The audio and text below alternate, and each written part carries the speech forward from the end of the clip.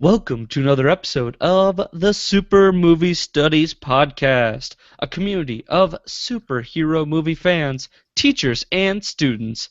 People looking to discover more about superheroes and the world because both are awesome. I'm your comic book culture host, Michael Maurer, joined by the movie maestro James Schuyler Houtsma. and the scientific scholar. Ben Anderson. Oh, SM. and oh, Oh, you toe stepper. oh, gotta add it to the outline. That we have a guest. You can edit it because technically.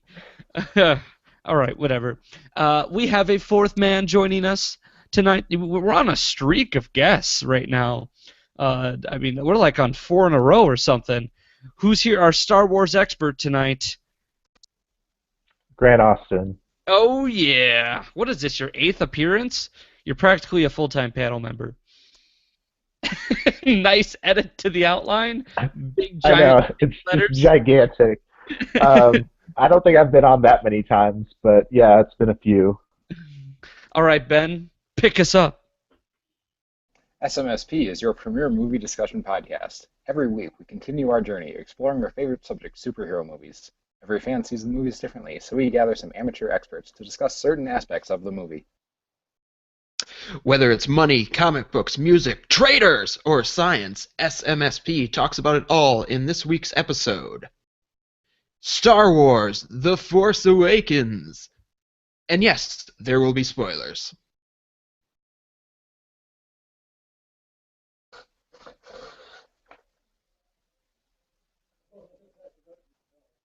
What's up? Oh, I'm sorry. I'm muted. I don't know why I was muted the whole time. Uh, we have mic troubles. It's okay. All right. So first, opinions. Let's keep this segment nice and tight. I'll go first. Good movie. Loved it. I will be fully upfront and say I am not the biggest Star Wars fan in the world. Um, so I mean, I just kind of Ooh, watched this because I felt I had to. Okay. ooh. Not that I don't recognize that it's a cultural phenomenon. Wow, I sound like a douchebag. Holy cow. You're pulling a Ben this week. You are a douchebag. I just like that self-realization moment where I'm like, Star Wars is a bit overhyped. It's like that's not true, but You it's a great disgust movie. me. There were some moments where I went in the film. A lot of anything that involved flying spaceships, big fan. But I think I had the same issue everyone else had with the movie of just another planet-destroying device. Ooh, Yeah. exciting. This time it's bigger. All right, popcorn. Ben. I loved it. It's my second favorite movie of 2015, behind Mad Max Fury Road.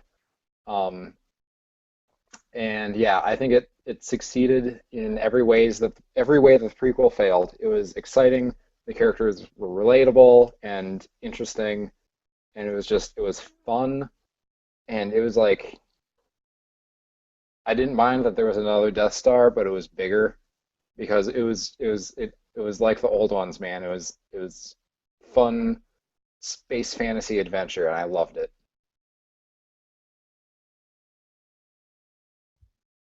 I muted myself before I got to say Popcorn Grant. Okay, well, I also really liked it. There were some things I took issue with. I did think it was very much a nostalgia film and not really its own sort of piece of the Star Wars universe. It just kind of repeated a lot of what happened in Episode 4. Um, Although, to be fair, I love all the Star Wars movies, even the prequels. I think those are awesome as well. Ooh, they're not. Honestly, the biggest I I'm sorry, I think they're great for their in their own ways. They don't stack up to the original trilogy, and I definitely don't think they're better than Episode 7, but I still love them anyway. Don't Um, justify your prequel of. Move on. okay, anyway, one thing I didn't care for was I thought the lightsaber fight was kind of lame, but that was just me. Could have been better. But other than that, I really liked it. I went and saw it multiple times, so popcorn Skyler, I guess. I guess. No, I had a great time with Force Awakens. Movie pretty much had one thing to do, and it was remind people why they love Star Wars, and it pretty much knocked it out of the park on that one. It's got some great new characters. I love the look and feel of it, especially in how it harkens back to the originals. And someone asked me the other day, how would it stack up to the original? I was like, you know what? They're very similar, obviously, but I like this movie better than all the other ones just because it's so much more attainable and not old and corny as hell. Well, it's for you. It was made for you. Whereas the 70s ones were made for people in the 70s. You don't say. So I kind of... The ones in the 70s were made to remind people of like old sci-fi TV shows from the 50s and 60s. And then this one was Flash Gordon remade. and And then this one, yeah, Flash Gordon, um, Buck mostly Rogers. Flash Gordon. Yeah, Bah. Well, Flash Gordon is a ripoff of Buck Rogers anyway, so. and like old school pirate movies, I guess. And this was made to remind people of like 70s and 80s Star Wars. sci-fi adventure space fantasy Star Wars. You're right, J.J. and that's- Abrams is like the nostalgia king. You're right, and that's when people say, "Oh, it just ripped off the old things," and I was like, "You do realize No, you're no, talking no, about no. Star Wars?" It's Jurassic World is a bad way to use nostalgia in a reboot because this is basically a reboot. And Essentially. Jurassic World is how you do it poorly, and this is how you do it well. Whoa! All right. It's pretty okay. accurate. It's okay. I don't agree, but that's not what this show is about. So let's move on to the monies of the film because there are some hot numbers. Nobody can hold them in their hands for too long. It scalds them. Hey, Michael, ask me how much money this movie made. Oh wait, but first, little context. $200 million was All of the monies.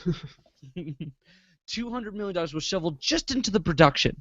You cannot imagine, like we always say, like there's a mysterious marketing number out there, and depending on your movie, it could range from pretty low to pretty high. We're going to assume that the marketing on this film was through the fucking roof. So let's just tack on another $50 to $100 million in No. budget. Let's tack on another 200 million easily. Okay, say that. And then Baba Booey. Okay, so say this movie cost $400 million. Did it make it back, Skylar? In no uncertain terms, yes. Yes, it did. This movie made all of the monies, and it's still making all of the monies. Oh, as of this recording, Force Awakens is sitting at $873.3 million in the United States. Add on to that $1.06 billion from the rest of the world, which brings you to $1,940 million all around. Boom, boom. That's- That's a lot of dollars. The way you read those numbers made me so confused. Yeah, I would just like to add that if you want to come and take a ride with me, smoke a J in the back of the Benzie. Hey, must be the money. So this movie is going to breach $2 billion. It is, which would place it as the second highest grossing movie of all time, above Titanic, but as we are reading lately, probably not going to beat Avatar's worldwide record.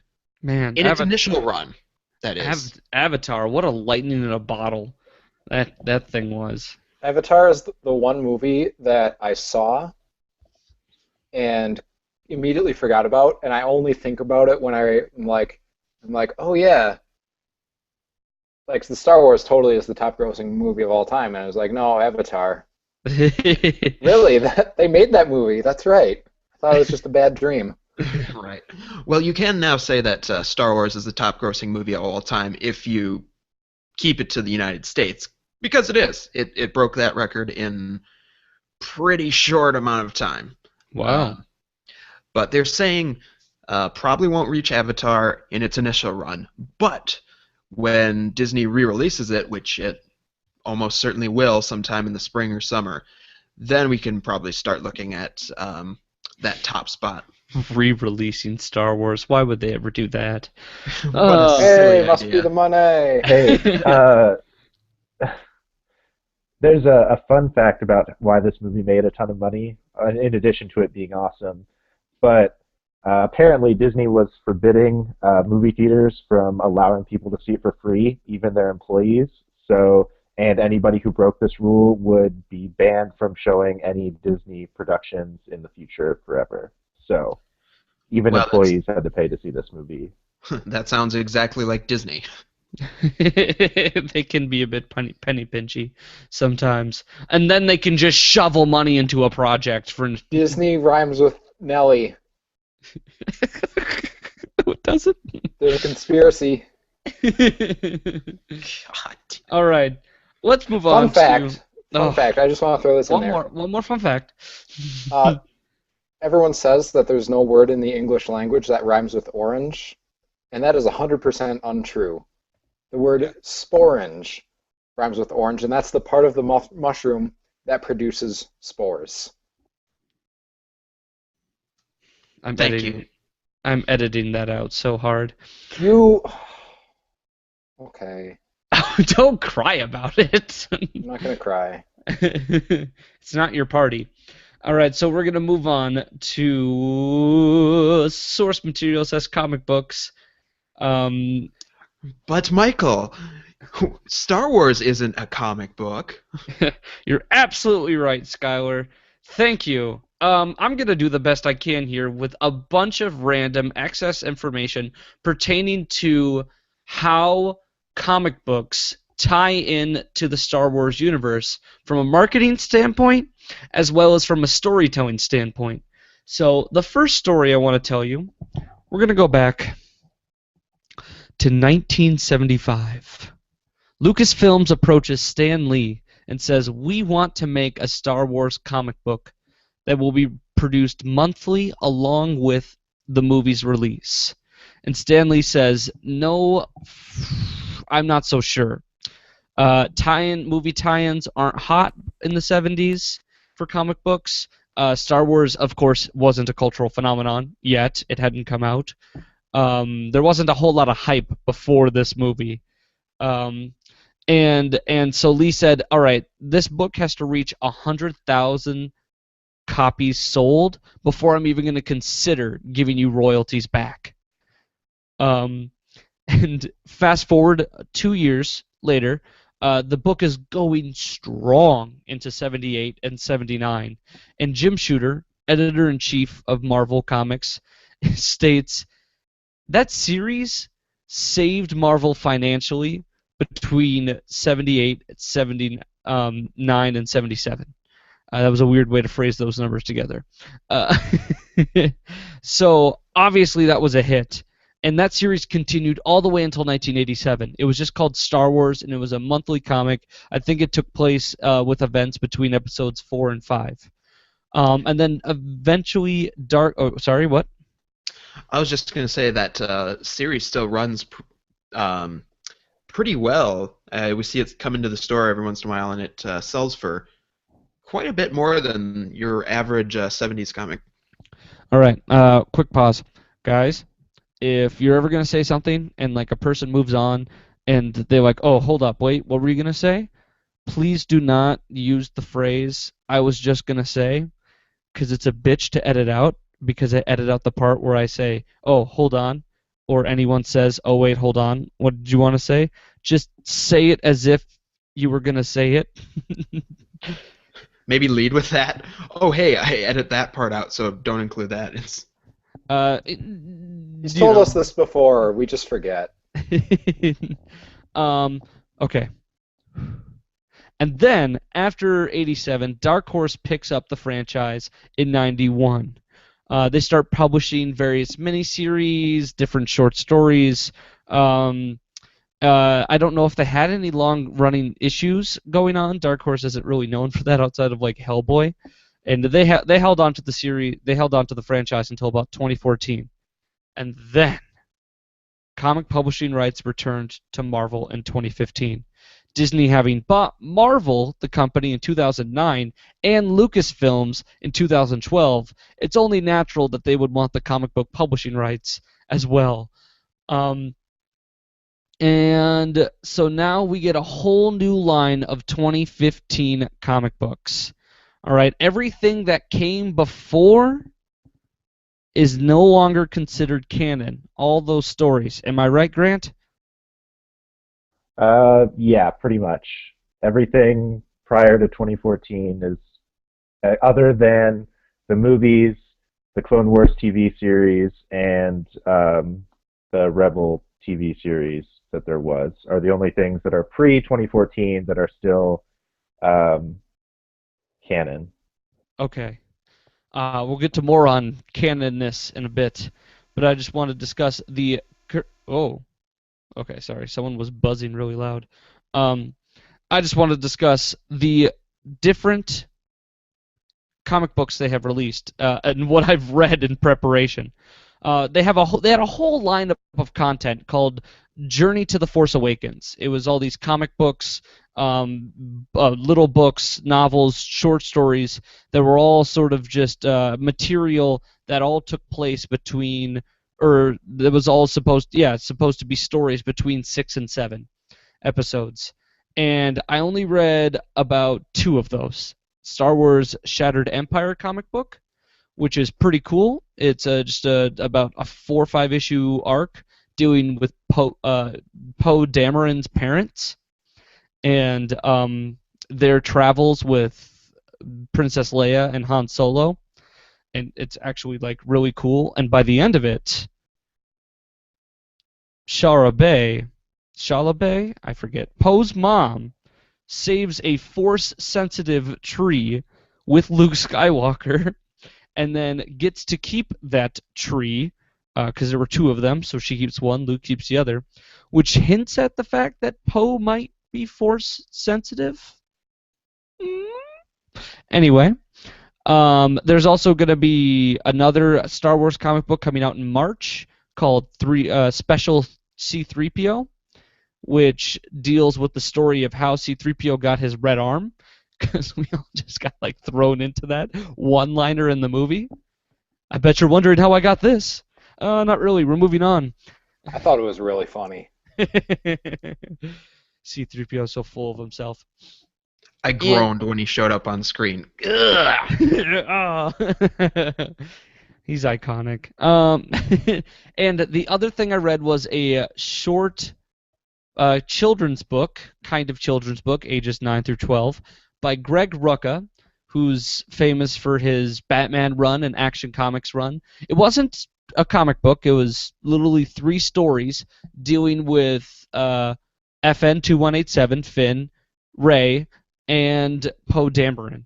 And I'm just going to take you quickly through those 3 stories very quickly. With Poe Dameron's story is just extra context. He was a pilot for the Republican Navy before he got recruited into the Resistance personally by Princess Leia.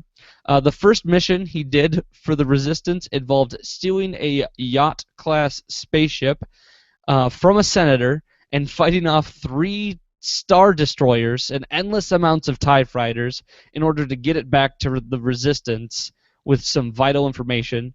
It had info on Lord Santeca, or the guy that eventually gives them information on where Luke Skywalker might be. That's all Poe's story was about. FN-2187 story, Finn's it's really good. He was the top of his squad in class. We don't really know a whole lot about the First Order and why they're training all these people instead of clone troopers. So this story dealt a little context. He was the top of his squad. He had his other squad members included FN-2199, aka Nines, FN-2000, Zeros, they're getting really creative here, and FN-2003. Anyone want to take a guess? 3. Slip, because it says so in the outline. Oh, you're no fun. You're cheating. You're a buzzkill. Wow. Fuck you. I actually knew that anyway, just because I'm kind of familiar with this storyline. Uh-huh. And he was the leader of this squad. They're all under Captain Phasma and General Hux. Finn didn't get a nickname. Um, he was rarely called 87 as a shortened version of his name, but normally he was known by his full name, FN2187. And he's always picking up after Slip's mistakes. Slip was sort of the slow, dumb one of the group, could never really figure out what he needed to do. Phasma is really impressed by Finn's skill, but angered by his compassion to always go easy on Slip. So she's very conflicted about what to do with this guy, because he's like the best shot in the First Order. Like he's 35 for 36 in training missions of like accuracy. Um, in their first combat mission, real combat, wasn't simulator, they end up slaughtering a miners' union that the First Order claimed they were going to negotiate new terms with. FN didn't fire a bullet because his squad members killed everyone before he even had a chance to. Phasma is, of course, disturbed by this and then decides to give him one last chance. We're going to do the same thing, but on Jakku. And that's where the movie picks up. And then, of course, he abandons right after that. And then the other story is Rey and her quick tale in the desert. So she's born after the Battle of Endor, pretty much everyone is. She's abandoned on Jakku near Outpost Nema, became one of the most skilled scavengers. She lived in a crashed AT-AT, learned how to fly off of a discovered Y-wing stimulator. I think they sell those down at Pure Pleasure. She learned how to fly off a discovered Y-wing simulator that helped her master her skills as a pilot, mechanical skills of how to repair ships, and even a few alien languages. Her before the Awakening story has her scavenging a ship that she found in the desert and trying to repair it to flight capabilities. There's no real extra content or even mention of why she'd rather sell the ship instead of take it off world until the very end of the story, where she's like, my family. So this book came out before the movie, and like you could have been like, oh, so like that's her deal, and then in the movie they just kind of say it right away. And like, oh, okay, so what's the deal with her family is still the question. That's all I have on relevant Star Wars information. I mean, I could talk for days, I guess, on the old Star Wars comics that are no longer relevant. The other 2015 Star Wars comics that have come out and are currently in production, Vader, Vader Down, Star Wars, the single title Star Wars, Boba Fett, I think, is also out. Of Anakin the ones and I Obi-Wan. oh, is that? Oh, that's also out. Or Obi-Wan and Anakin, excuse me. Of the ones I've read, they're really not good, and none of them deal with post Episode 6 stories. So I was like, we're gonna keep everything post Episode 6, except I want Grant to deal some dish on what we're missing out with the whole canon wipe decision that Disney made. Take it away. Okay, well, to kind of go off of what you just said with the stories that they're coming out with that deal with the older stuff, they kind of have to do that if they're going to reboot the whole canon. Otherwise, they have to go back and sift through the thousands of other source materials out there in order to determine what should still be canon and what shouldn't. So easier to just rewrite stuff than to do all that research. So basically, Star Wars canon is any extra products that are put out by Lucasfilm or now Disney that deal with the Star Wars universe outside of the movies. And like I said, there used to be tons of books. Any video game that came out would have been considered canon most of the time. The comics, like you were talking about, anything like that. And so now with the 2014 reboot, obviously they're taking the story in a different direction in the movies than George Lucas originally wanted to. So they're also going to kind of reboot the rest of the canon as well. Hold on. I feel as if we have to explain real quick what canon means, because that can be a very odd word to an outsider. Um, Canon or canonical involves like all of the Star Wars movies are it's like official story. Like basically you're considering everything that came before fan fiction. Like none of it is related to any adventures Qui-Gon Jinn had in the books prior to 2014 no longer count as context information to what Star Wars is doing now. It's not canon with the story. You can think of this in terms of like biblical scholarship, where there were all kinds of different books and stories written about Jesus, but you know, most mainstream Christian churches only recognize the four gospels as canon, as quote unquote true. Official, yes. Official, yeah. Um, but Grant, I'm really interested in. I did you take the canon wipe decision hard? Like, were you torn by this because all of the time, all the Star Wars knowledge you've gathered, kind of just gets swept under the rug? Um, I'm sorry. Can you repeat that? I was talking to my roommate. Oh, you piece of shit. Oh, I'm Do so you sorry. feel bad? Do you feel bad about the canon wipe because now all this prior knowledge you have is now completely pointless? Yeah, I mean, it isn't great. There were a lot of good books out about Star Wars, and obviously a lot of good video games as well that were um, very popular and had great storylines. And I thought they added a lot to the um, original trilogy as well as the prequels, and now none of them are strictly true. For example, there was a long series of young adult books about Boba Fett's backstory that came out after Episode 2 that I thought were really good, and now technically none of those are true. So, I mean, I get why they're doing it, and I get why it's a necessity, but it's maybe not the best decision that they could have made. I would have liked to see them just do the research and actually pick which stories are still canon and which aren't, but I get why that's not feasible. Well, now tell me, what's the biggest thing we're missing, though? That's what I really wanted to know.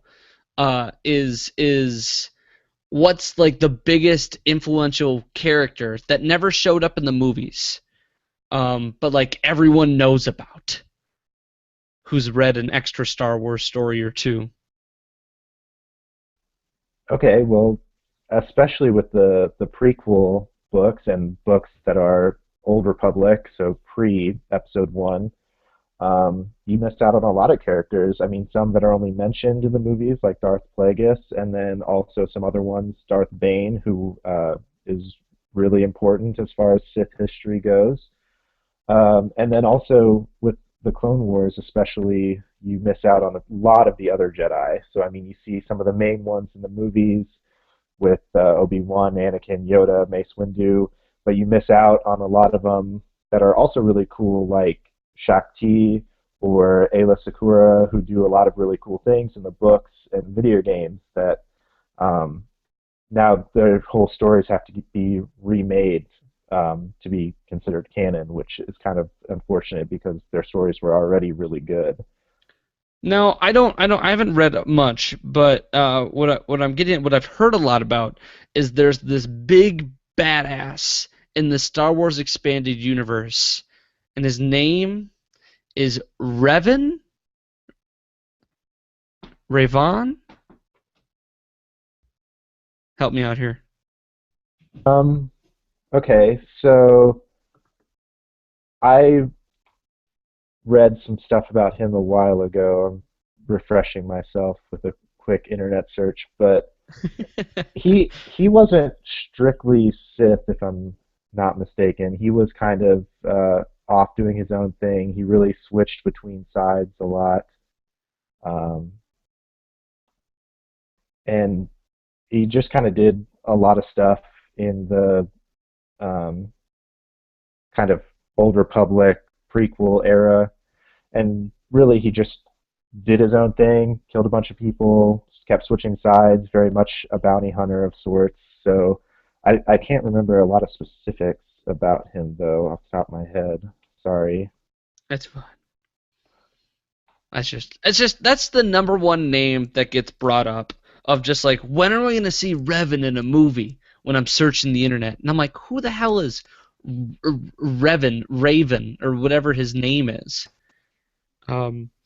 Because apparently he's just this ultimate badass. That's so Raven.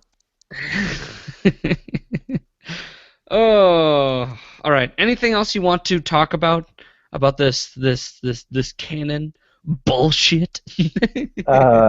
Yeah, well, I kind of just want to go into, I know this might be a little boring, but I thought it was fairly interesting, is how ridiculously complex Star Wars canon is. Obviously, it's a huge universe, but they actually have 6 different levels of canon that are how they determine what is true or not, and any higher level takes precedent over a lower level, considering some things often don't quite gel as much as they should. So, for example, something in a book might just be slightly different than it appeared in a movie, and so then you take the movie as kind of the higher canon, and so it is always seen as true. And so just kind of going through those quick, the first 4 are kind of what's really seen as canon, and then the bottom 2 are basically just fan fiction stuff. So they're things that aren't canon really, but they're included in this list. So the first one is G canon, which is George Lucas canon, and that's anything that George Lucas produced or had anything to be a part of, even things that were never published really. So anything he said in an interview or whatever, that is 100% true all the time. And so that's the 6 movies, and I guess now technically the 7th movie, and then anything that he's ever said or written is 100% true. And then there's T canon, which is the television canon, and that just includes Star Wars The Clone Wars and the Star Wars live-action TV series, and so that's the second level. C Star canon Wars is the live-action TV series. Yeah, it was about the Rebels. I never actually watched it, but it's apparently got some pretty good reviews. I might look Oh, into it later. never I mind. have watched the Clone Wars TV show, and that's really good, but that's Okay. animated. Um, anyway, C canon is the kind of the whole non-film, non-TV universe, and so that's video games, the new Star Wars Battlefront, any sort of storyline that it may eventually have, since right now it doesn't really have anything, would be considered canon. Um, and in the old canon, before the reboot, things in Star Wars Battlefront or Star Wars Bounty Hunter video games or all those books, those were considered C canon. And then S canon is kind of the last one, and so this is actually where the comics fall in. Um, these are things, well, especially the old stuff. S canon is secondary canon, and it's anything that predates 2014, and as long as it doesn't interfere with anything post 2014, it can still be considered canon until proven otherwise. Oh my So, god, what a cop yes, out. it's a huge, complex system that they have going for this nonsense, but with all the source material that they have, it's pretty much a necessity. It's like the 10th Amendment of the Bill of Rights. The states have all the powers that the federal government doesn't have, unless the federal government says that it has them. Yeah, that sounds right. Interestingly, though, so the next level is N, or non-canon, and this is things that have been like deleted from the canon, which includes things like deleted scenes from the movies. So even though they were originally going to be in the movies, because they were deleted, they're now non-canon and are in the second lowest canon Where does level, which I this, where does the holiday special fit into all of this? That's a great question. I'm not sure, but since I'm assuming George Lucas had a lot of production input to it, it would be G canon, so the top. I Oh would boy. imagine. I'd imagine it would be in a new class called D canon, disowned. Well, there actually is D canon, and that's the bottommost level. but that's basically the level for fan fiction. It goes into D canon. So anything that's not official in any way whatsoever is D canon, Not So, and it's the lowest. for an example, 50 Shades of Grey is D canon Twilight. not at this point. They've had a movie. I mean, yeah, I would definitely put that in there as that sort of specification of it. I'm saying it's shit. I know it's shit. I'm aware that that's what you're saying. Have you hmm, guys actually seen it though? No. no. Yes. Oh my God, it's worse than you're imagining. Is it worse than Fantastic Four? It's like they deliberately tried to find the most boring way to deliver the plot. It's almost endearing. It's almost endearing how boring it can get. Whereas Fantastic Four is just like, kill me now. Fantastic Four is less boring than 50 Shades, and also a better movie. Oh.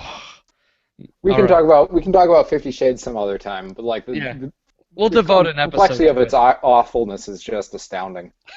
it. All right. It's as So, complex as the Star Wars canon.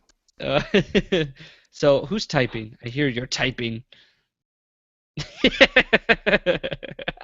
No, I just saw Grant mute his. And I Ayo. that wasn't because I was typing. I'm not typing oh, anything. okay. But I was looking up stuff on Revan just because you got me hmm curious, and he is Old Republic era, so I would really be shocked if we ever saw him in a movie that wouldn't make any sense at all, because Oh, that was like, like a Han Solo prequel. Um, oh, it's earlier than Han Solo. It's before Episode One, so like way before Episode One, Like Old and Republic. yeah, okay. like back when there were tons of Sith everywhere, killing all kinds of people. All right, so let's move on to the next Well, section. okay. I don't mean to cut you off, but Well, uh, I know we have other things to talk about, and I don't want to step on anybody else's you stuff. you So can interject. Yeah, don't step on my stuff. We're doing. I'm I mean, sorry, Skylar. everybody's got a loaded section, is all. So I mean, it's gonna be a bit of a Not longer me. episode. I got Uh, like two things. you've And they're got. both pretty easy. Oh, okay. I figured you would take long to describe at least two of them. But let's move on to music. Skylar, please, you just go. Okay, just going. Star Wars Force Awakens score is done by none other than John Williams. Might have heard of him now and then. Not like he wrote the previous 6 Star Wars movie scores or anything. And in this film, he surprisingly returned, despite no George Lucas involvement, um, and crafts a score that is good. It's good. It's Star Wars. It's quality, obviously. Um, right when the movie came out, I heard Jeremy Messersmith on The Current talking about um, The Force Awakens and all that fun stuff. Jeremy Messersmith is a popular Twin Cities music artist. He said, "This is the best score since the original 3." And I was like, you know, no, no, it's not. And the reason for that is because the prequel movies had to lean on the score to actually get some sort of drama or interest out of him. Whereas this one, the movie is actually strong enough that the score can just support instead of carry the weight. Let's listen to the first of a few new themes with Rey's theme.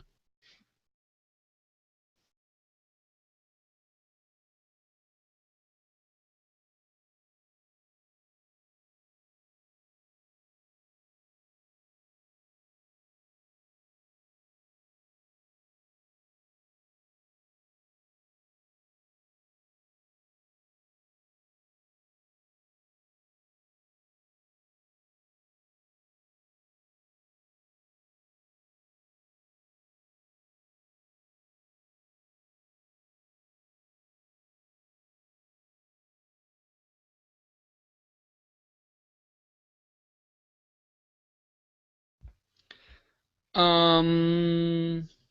Oh, wait, hold on. For a second, I thought John Williams did the score to Superman Returns. um, because I'm going. Did he just do the same thing again? Where He he's does like, that though, like he does. Yeah, where he just it's sort of like, you know what? My first theme was so fucking good. I'm just gonna sort of. I mean, it's not phoning it in, but there's nothing. It didn't seem like there's that flair to it. no, it's a very subdued score. Like back to my point about the prequel scores in this one. Each one of those movies has like a distinct theme to uh, signify the movie with, and this one it's got little new themes for characters and whatnot, and uh, solo action stuff going on, but it's not like you couldn't really pick it out of a crowd, really. Um, Next example we've got is The Falcon, where, much like the movie, you'll get some old and some new. New action music mixed with old Star Wars themes.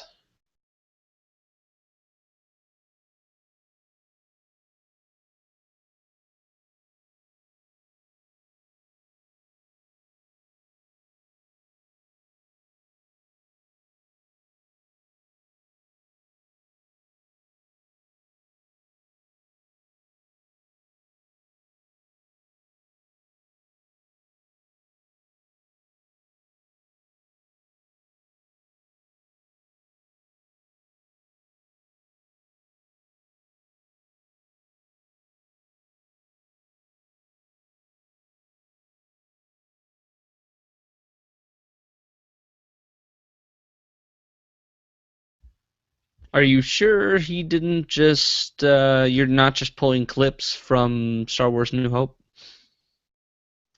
Pretty sure, because even those would be a little more distinctive. Um, yeah, here's the fascinating thing about this score is that, okay, John Williams is like 84 years old, right? He is in the twilight years of his life, whatnot. And for the last 10 years or so, he's just pretty much exclusively been working with directors he's overly fond of. Basically, Steven Spielberg. Let's just say he's been working with Steven Spielberg for the last 10 years. And Okay. this is what happens when he's at the later part of his career and he shacks up with a new director. He's an old guy, I suppose. Just let him be. If he wants to be like, you know what, the sound from like 30 years ago is still pretty good, and it's not like we're doing anything drastically new with this movie. We're gonna kind of use that sound. Seriously. Yeah, for the longest time, when Abrams was announced, people were like, "Oh yeah, that means Michael Giacchino is gonna jump on board to do the music." So having John Williams do it was a big surprise. Listening to this, I don't know whether I want more of it or if I want someone new to try it out. But let's delve deeper in the proceedings with the track "The Star Killer."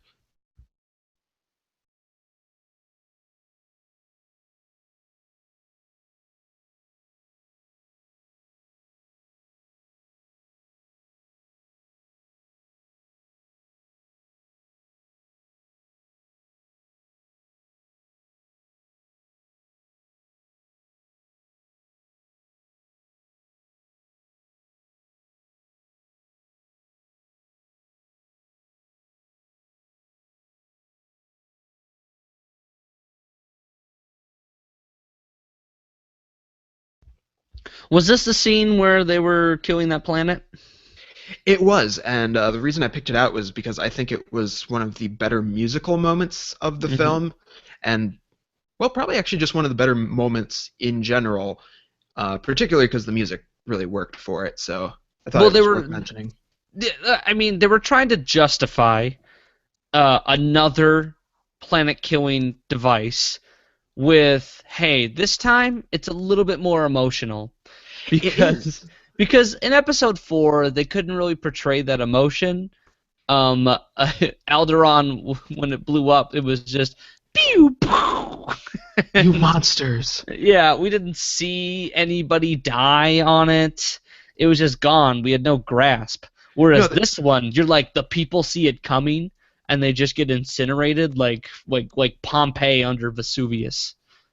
No, I mean the impact of this scene hits so much more thanks to the music and just how they portray it. So yeah. I thought that this one sounded a whole lot like the opening credit scene to The Usual Suspects, and I guess since just going off that movie, what that opening credit scene was supposed to be doing anyway, that this is a good music choice for this scene as well, since they were showing that whole boat massacre in that one. Sorry, it's a little off topic, but that's just what it reminded me of a lot.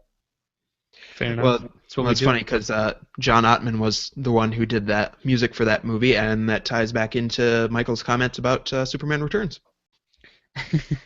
All right, we got time for one more. Let's see what we got Don't here. don't kill me in editing, please. Okay, we can skip the last one. For this one, I just wanted to throw the track On the Inside into the mix because it has the short miniature theme for Kylo Ren mixed in with it.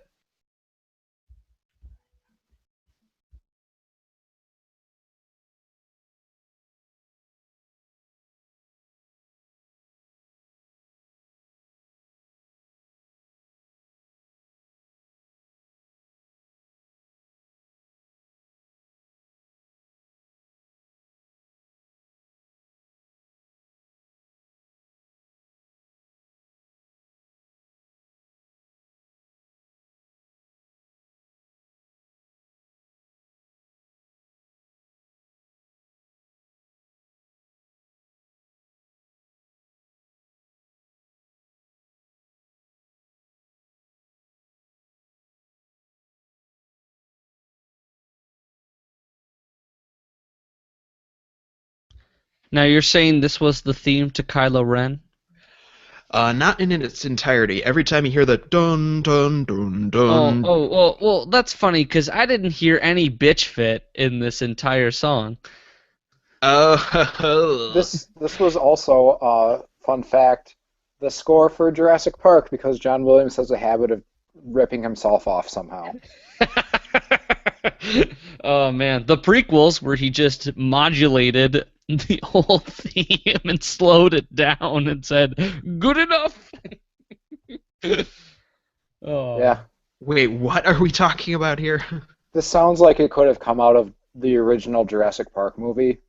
Like, bah, bah, bah, bah. Like that sounds like a T-Rex or something. Yeah, it reminded me of Pacific Rim, and like every time a big monster shows up, they're like, "Let's bring in 50 tubas."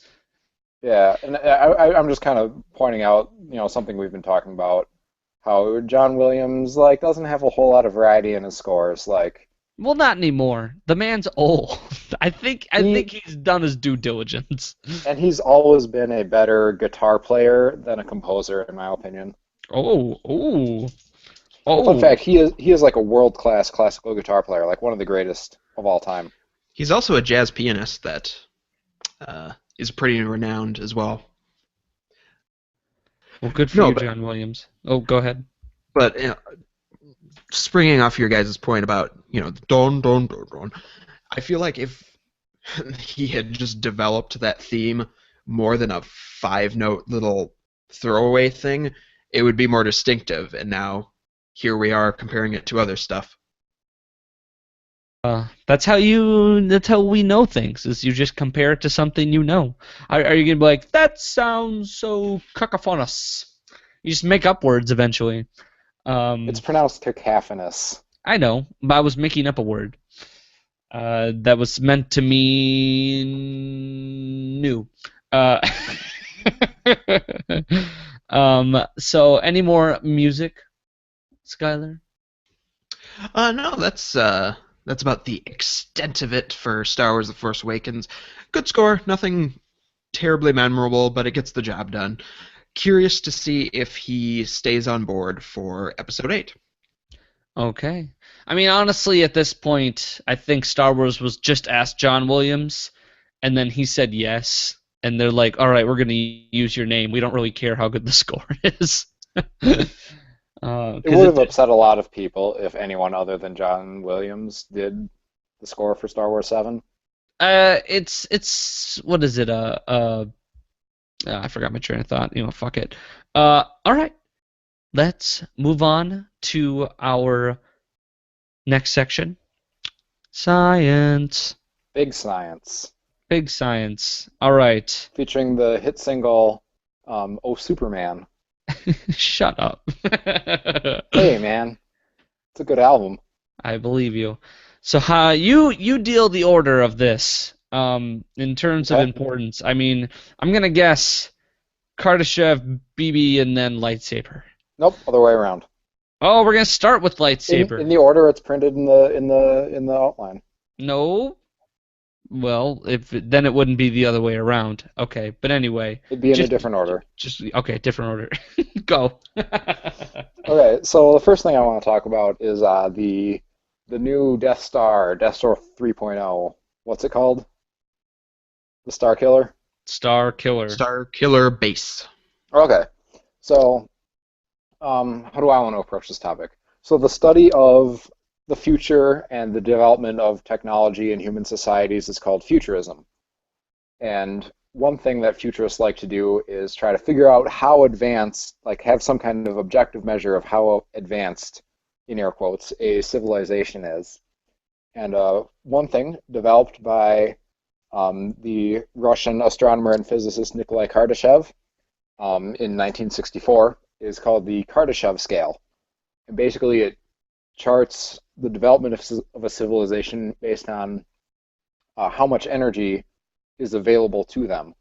And there's his original model had 3 levels, and other futurists have added other levels and had different scalings. But basically, a Type 1 civilization on the Kardashev scale is capable of harnessing all the energy available on a planet. So, all your geothermal resources, your nuclear fission, your solar, yeah, all that kind of stuff, and it ends up being somewhere between, depending on the solar system, 10 to the 16 and 10 to the 17 watts, which we are not close to yet. Okay. But what we see, what the first order apparently is, and this makes sense, is a Type 2 civilization, and that is a civilization capable of harnessing the energy of an entire star. So, and they would be able to do, interstellar transportation, stuff like that. So And does this mean that Jean Grey's the Phoenix is in herself a Type 2 civilization? well, was her was her power on the galactic or on an interstellar level or an intergalactic level? I don't know the difference. Interstellar means between stars. Intergalactal means between galaxies. Well, she could shape reality eventually. She Okay, got power. she would be like a Type 5 civilization where like if you can bend the laws of space and time to your whims and are basically a god, that's Type 5.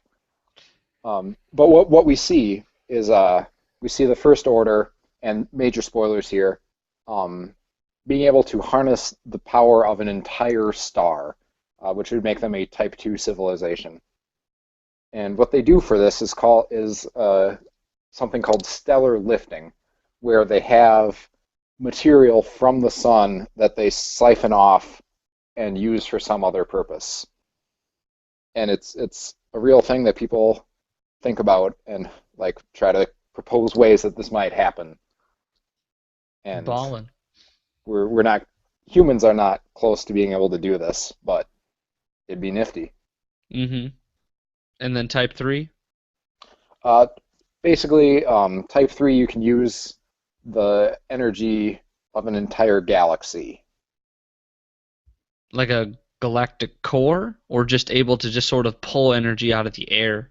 So if so, like one way a Type 2 civilization would harness the power of an entire sun is basically build a mega structure around it that basically is like a solar panel that blocks out the entire sun and takes all that energy, all that radiation, and and beams it somewhere for some other use. A Type 3 civilization could do that on every star in a galaxy. My God. Yeah, Thank like goodness we don't. I like futurists because they just think of some bonkers shit and say this might exist.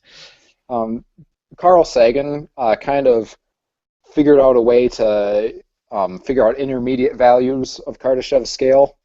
Basically, because Kardashev's like, okay, well, if you could do this, it would make this much energy. So as Type 2 civilization would have so much energy in Type 4. Carl Sagan kind of extended the scale and estimated that in 1973, we were a Type 0.7 Carl civilization. Sagan. What a nifty dude. So we're not quite Type 1 yet, Okay. but we're getting there. All right then. Let's move on to the hot topic of science, the one I Hot really topic. want to know about. The one that I really don't care about. What? It's How does BB-8 work? oh no, we're doing that last because that's the coolest. Oh, okay. I'm sorry. See, that's Yeah, why I thought I was so offended. that's why I said we're doing it in the order that it's in the outline. Okay. Lightsabers. Lightsabers, How cool do they little laser work? sword. On some level, it doesn't really matter because it's just a cool thing, to fight with a laser sword. Who doesn't like that? But I don't know Grant. how they work. All Grant? right. uh, Okay.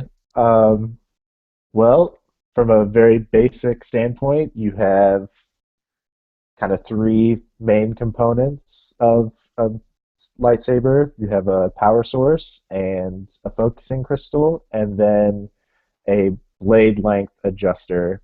So those are kind of the three uh, big parts that you need for a lightsaber. And so obviously in the Star Wars universe, they have these fancy crystals that they get from planets like Renvar, and apparently it's very difficult to get them, which is why only Jedi and Sith have lightsabers, and they can be different colors, and that kind of dictates what color your lightsaber will be. And then they obviously have a fictional power source that's just insanely powerful and small at the same time. That could be something we have in the future, I guess. Just really small, powerful power sources that could make these type of energy beams, but If probably you're a Type 2 unlikely. And civilization, you definitely have well, yeah, if you're a access to Type that 2 kind of civilization, technology. you could do that. And then the blade length adjuster and kind of the power adjuster are just there to regulate how strong and long your blade is. And that's kind of it. Then there are a bunch of other things that kind of fine tune these three main parts, and obviously it's all surrounded in a hilt. Um, but that's really the gist of how a fictional lightsaber works. For this movie, interesting to note, I'm sure all of you noticed how Luke's lightsaber was very, uh, or I guess Anakin's lightsaber originally was very a clean blade. It was very smooth, whereas Kylo Ren's crackled and looked kind of like fire. So that's because apparently Kylo Ren's crystal that he has in his lightsaber is cracked, and so it's causing the energy to kind of focus out in different ways than it should be, and so that's why it gets that crackling fire type looking appearance that the other lightsabers that you've seen in the movies so far don't have.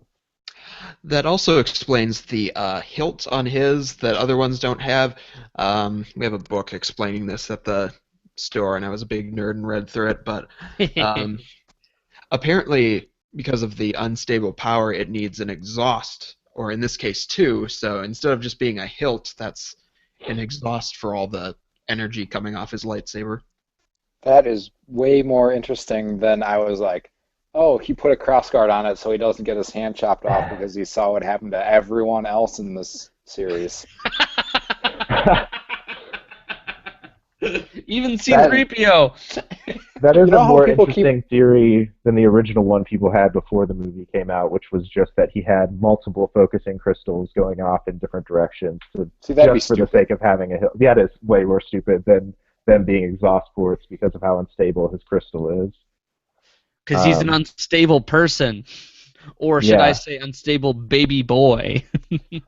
Oh I shit! get the Symbolism. symbolism so now. I get the symbolism now. This movie's so good. So obviously, lightsabers are not a real thing and probably never will be because you can't, in the sense that they are in the movie, they probably never will be a real thing just because you can't cap a laser beam. Like, that just doesn't work.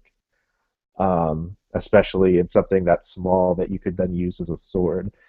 But Michio Kaku, who's a Carl Sagan type physicist, has lots of TV specials and books, did a TV special about how he would make a lightsaber, and it was pretty interesting. And so rather than it being a laser beam, it was basically a superheated plasma sword that had a stabilized length because it had just a ceramic blade. So like very much like the toy lightsabers you get that kind of collapse in on themselves. This would have a similar type round blade that collapses in on itself that's just full of holes and perforated and made of a ceramic material that would be stable at those intense heats. And then it would just have um, a plasma torch in it, which are something that are around on a much smaller scale. Actually, they're much bigger instruments that make very small plasma flames. You use them in chemistry, atomic absorption, spectroscopy, and stuff like that. But then if you, in the future, could somehow minimize the instrument but increase the power output, then you could make a blade long enough to use for a lightsaber. And then you would just need a battery source that could self-cool itself, which is also something that people work on that isn't really commercially available yet. So lightsabers, in a sense, are possible, but not quite in the same way that they're portrayed in the movies. But it's an interesting TV special. I'm sure you guys could go look it up if you were that curious about it. But Grant, does it come in purple? Fun fact, ceramic holds up so well under heat that ceramic tiles are used on like satellites and the space shuttle and stuff to like absorb heat when they encounter Earth's atmosphere. It heats up really hot, and so they have ceramic tiles to keep it from burning. Yeah, and you can get it off bowls, if you're and dinner plates if you're playing Fallout 4. It's Uh, not quite the same material, Maurer, but nice try. hey, It's you also always really got to good scavenge under for ceramic. extreme cold, too. You use ceramics for superconductors under extremely cold temperatures and less extremely cold temperatures now, because All that's a right, big area of research is superconductor stuff. So we're good on more fun facts lightsabers. about science. Yeah, we should move on so we don't BB-8. take up this whole time. BB-8. BB-8. How does BB-8 work? Um, so BB-8 works. I was surprised to learn he is not CGI. That is a real remote control prop. Yeah, So they I've actually, actually, sorry, I've actually seen people on YouTube make their own BB-8s before, not even like with, obviously not to the same caliber as the movie, but people at home have made BB-8 remote control robots. But how? I want it. well, you can actually look up Disney's patent on the internal mechanism that makes BB-8 move, and basically, it's a set of wheels. Okay, so the ball part, like the soccer ball part, This is is one of mostly those hollow. moments where visual aids would be extremely helpful, but Shut Yeah, up! This is a obviously, podcast. I know so it's a okay. podcast. So the soccer ball shell is mostly hollow, and on the inside, and no one really knows how they work, but how the patent is, because Disney did patent the mechanism that. I'm serious. You can look it up. Magnets. How do they work? Right. So there's inside the soccer ball, which is just a thin shell. There's like the heavy, like motorized component that like also acts as like a thing for its to keep its center of gravity low, so it stays stable. And there are like wheels around that allow the ball to spin in any direction. And so it's kind of like a hamster ball with a like ball like that rotates around another ball, basically. Okay, I'm And looking at then this thing now, and You guys have to look at this because it's amazing. Well, I thought it was magnets. You're It, telling and me. that okay, and then the head is attached somehow, and that glides around on magnetic rollers. Okay. I was going to say, no So way that they have the head on wheels. the head is not on wheels. The head is on a magnet. There are wheels inside that rotate the ball Yeah, the soccer ball, to make so it it move. can Yeah, move. yeah. So So, like, but if like my explanation is not making sense, go to howbb8works.com, and um, these two guys like did all kinds of research and figured out like two plausible models for how the BB-8 robot was built. oh, BB-8. Oh, by the way, BB-8, fun yeah, fact again, the voice of BB-8, Bill Hader. Bill Hader and Ben Burt apparently both consulted on that. That was there. He Yeah. made sounds into a microphone, and they just like did that weird synthesizer thing on your piano where they just ramp up and then ramp down. Woo, the pitch. BB-8's so awesome. he's a cool guy. Really upstaged R2D2 because R2D2 decided to take a dump for the whole film. Oh yeah, Okay, fuck you R2D2. you groaned at C3PO. I groaned when R2D2 woke up for no reason or some reason. He I'm felt the not sure force. which. Oh God, I was like, come on. That was my one thing I didn't like about the movie. That Oh, I am R2D2 kind of was. excited though to possibly see a BB-8 and R2D2 kind of team up doing things because I think that would be much more interesting than C3PO and R2D2 teaming up and doing things. well, C3PO So does bullshit. When has C3PO ever like I assisted mean, literally, anyone he's just ever? there to complain about everything all the time. He never does shit.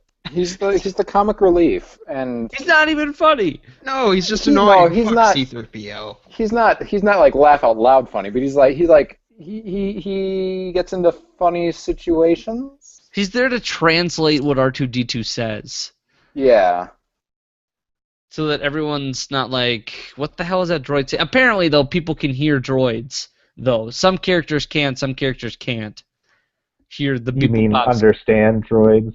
I mean, Yeah. everybody can hear them, but Oh, they have their own language, just like they. Wookiees do. what So, about Well, deaf people? They can't the, hear droids. shut up. The have the we seen a single deaf person in all of the Star Wars universe yet? I mean, I'm sure they exist, but Darth for Maul? the he has speaking lines in the first one. He talks Really? to yeah, he he talks talks to to Palpatine. Palpatine. He's like, He "I will says, kill them." "We at last we When? reveal ourselves to the Jedi. At last we will have revenge." What about What? I that? don't remember that at all. I That's just not even watched Ray that. Park's lines. They had a voiceover for Ray Park because Ray Park was Darth Maul. Ray Park didn't actually even say anything. They had someone else be the voice for Darth I Maul. watched that movie like less than a month ago. I watched episode one on VHS. I don't remember No. that scene at all. It's Oh, it's right before he goes off to We Tatooine. don't need To, yeah. that. Let's just stop. Rewatch the movie or Google the scene. uh, I'm sorry. I know you guys get into it, and I don't want to discourage that, but we're on the clock here, fellas. And honestly, I think the clock's up. No Yeah, drinking game rules. we Uh, only that section's best when it's a bad movie, and this movie's good. So why would we drink during it? I mean, there's certain rules you can do whenever Finn has heavy breathing, Oh whenever yeah, Ray does something that like is like, hey, guess what? She's a strong female character. Um, the obvious feminism moments in the movie. yeah, like don't hold my hand. Oh, chug through the Rey Kylo Ren mind battle and see who makes it longest. And or just the crunching sound of her brain and innards. I don't know. And take a shot when the Daniel Craig cameo shows up. Yeah, Finish that's the about all. That's about. Of Smirnoff. You gotta take a shot of Smirnoff. You know. I've got to finish the bottle if anyone else has something to go before. Go. Go for it. Finish the bottle when you found out they pushed the next movie back 7 months. Oh Oh. no! So Because what? The sad. director got fired. No, he's still working on Oh. it. He just needs to write the No, it's script. because Disney is releasing their next Pirates of the Caribbean movie first, and then Star Wars later. Oh They're shit! still They have making those too. those? No, it's because they found out that Star Wars made a bunch of money in December when it had no competition, as opposed to May when it had all these movies coming out. Of the superhero movies. It had So they competition. basically just put Pirates of the Caribbean in May because fuck Pirates of the Caribbean, and they're moving Star Wars back to December again. But Spider-Man got Star moved Wars up too. Wait, which Star- which? Star Wars had competition because Krampus was still in theaters. Alvin and the Chipmunks 3. Dude, Krampus was awesome. Krampus Just was saying. good. Krampus was really good. I'm the only one who hasn't seen Krampus, apparently. Apparently, it's really good. Yeah, Get on it already. Oh wow! All right, everybody just dropped out. Grant, we lost half of you, and Ben, we lost you. All right, you're back. Thank I'm you. back. Oh, Jesus Christ, that was scary. I thought everybody was We just better gonna... we better end this. We better end this. Yeah, we're pushing our luck on no technical difficulties. Yeah, you So- guys became me there from last week. Looks like that'll wrap it up today, superfans. This hasn't been modified yet in the outline.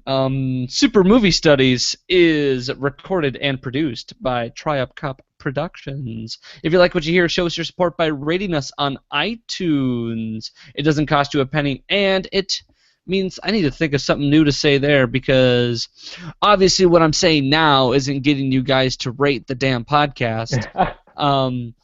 Like, I can't give you money. I shovel enough of it into the just maintaining this. If you write a good review, we'll shout you out. I mean, Give you a shout out. It's a granted. Grant will shout you out because it's for granted. And I'm breezing past that joke. You don't need to laugh. Ha! it wasn't funny at all. All right. Sorry, it was a bad joke. I laughed more at my own jokes than anyone else's. But give us hate mail. Give us love mail. But if you give us hate mail, it's got to have a 5-star behind it so that we're confused. And we don't lose respect for you. Just fucking rate the iTunes, guys. You know how easy this is? I'd give you a link if I was smart enough to create a link that just opened up your iTunes to our podcast page. I'd do it.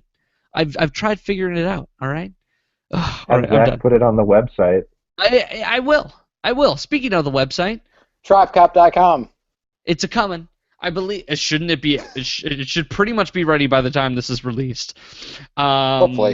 Hopefully, but like, it's there, guys. Like, how long have I been saying we're gonna get a fucking website?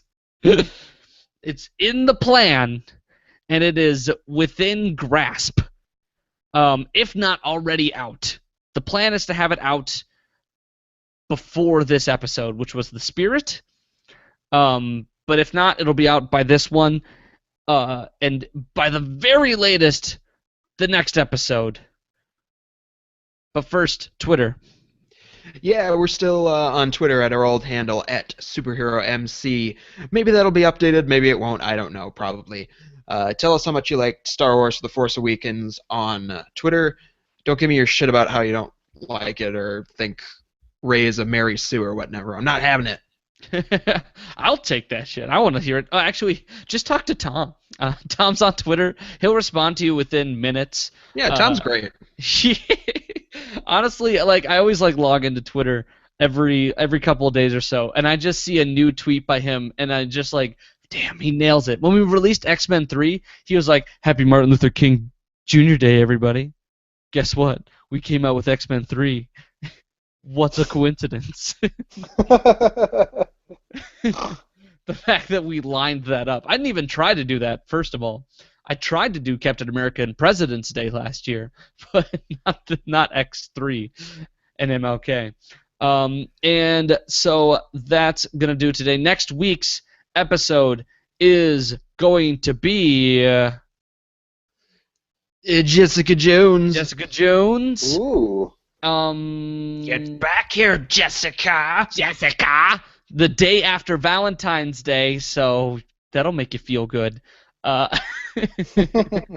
Kilgrave be your Valentine? He'll invade your childhood home. Yo, spoilers. Sorry. That'll do it today. I'm your host, Michael Maurer. James Skylar Hutzma. Ben Anderson. And Grant Austin. And I hope you all have a super week. Bye. All right, we're still recording, but because I think we're gonna lose him. We've got one viewer. Hey, buddy. Hey. Did you like the show? There's no way of them to really communicate with us. At one time, we had 2 viewers, and Oh, wow. I was wigging Whoa. out. I don't know. If you're a viewer, can you access chat? And just, I'm shouting out to this person right now. There's no guarantee they're even at their terminal listening to us talk to them. I don't know who you are, but it says there's a stat saying there is one person watching. Now, is this listed as a Star Wars discussion? And is that why people are paying attention? Or Well, the title is always Super Movie Studies - title of the episode, Star Wars: The Force Awakens. oh, okay. So there's a lot of keywords you can latch onto there if you're very curious about what we do. I just thought this was some completely unlisted group discussion, but no.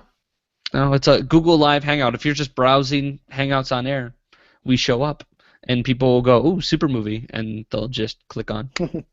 So we had 2 at one point, but unfortunately, it was in the middle of you describing Kardashev